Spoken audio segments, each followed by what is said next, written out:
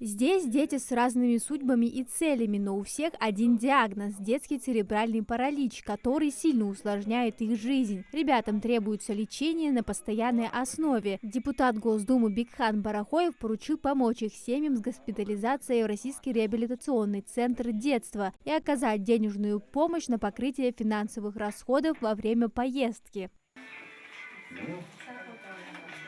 А чтобы скрасить досуг ребят и дорога была не такой скучной, их порадовали гаджетами, планшетами, наушниками и не только. У Фаризы Цароевой тяжелая форма ДЦП. Девочка каждые 3 месяца должна проходить реабилитацию. В процедуры входят иглоукалывание, спорт и многое другое. Меня не было, который у меня был сломался. Вот как раз тебе сейчас будет новый планшет, да? Хэди Бокова признается, быть мамой особенного ребенка – это нелегкая работа. Такое внимание им точно пойдет на пользу. Сейчас мы собираемся поехать в Москву на реабилитацию.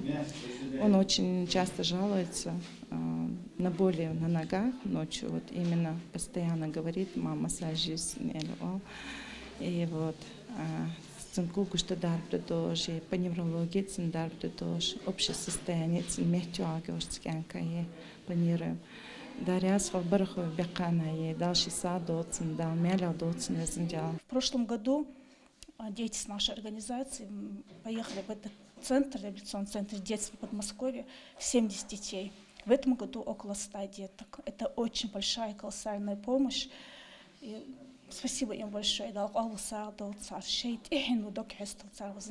Благотворительную акцию проводят уже не в первый раз. С каждым годом на лечение отправляют все больше и больше детей. Амина Зязикова, Билал Ахильгов, Магаз 24.